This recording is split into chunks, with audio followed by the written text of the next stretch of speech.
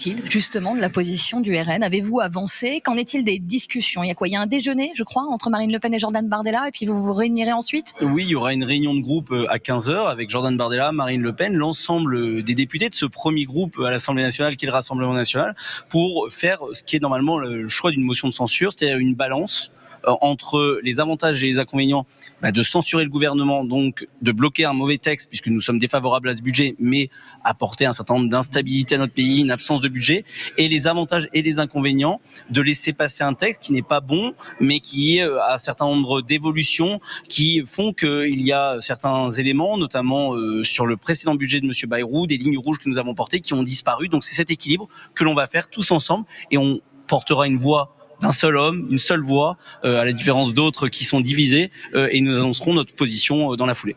Thomas Ménager, dans le socle commun, dans le sein du gouvernement, dans la majorité, on entend beaucoup de voix dire les Français en ont marre. Dans les sondages d'ailleurs, ils souhaitent qu'on avance, que la France se dote d'un budget, voilà, pour même s'il n'est pas parfait.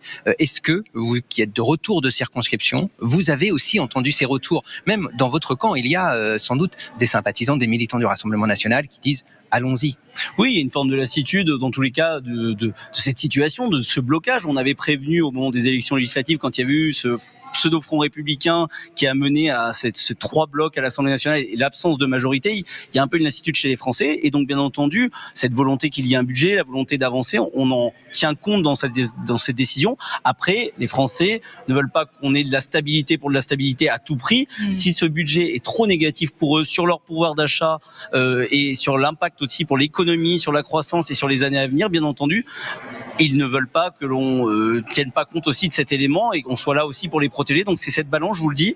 Et donc on va voir déjà ce que va vraiment faire M. Bayrou. Il peut toujours encore modifier. Nous, on l'interpelle encore une fois sur vos antennes ce matin pour l'article 4, notamment avec le mécanisme de l'Arenh qui pourrait entraîner sur le prix de l'électricité, qui pourrait entraîner dans les années à venir, notamment pour les entreprises, une augmentation du prix de l'énergie qui est déjà important dans notre pays. C'était cette exception française du mécanisme de l'Arenh, c'est un peu technique, qui va être supprimée.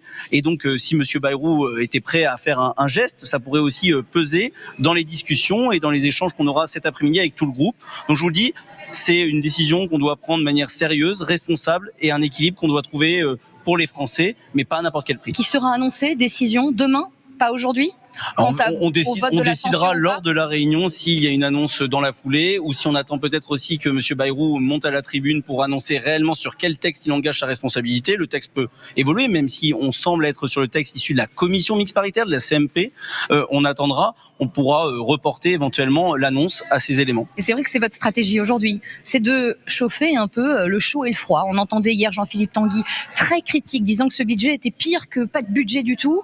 Vous et d'autres encore ce matin, peut-être un peu plus sur une ligne de on attendons de voir ce que va dire aussi le Premier ministre. Vous semblez bouger et très hésitant quant à la position à adopter aussi. C'est aussi ce qui ressort. Mais parce que c'est pas une position qui est simple à prendre. Ouais. Il faut le dire aussi aux Français, parce que il y a des avantages et des inconvénients aux deux, et l'idée c'est une balance, et on n'est pas là pour se faire plaisir comme l'extrême gauche qui depuis le début dit on censure, on met le chaos, on met le bazar.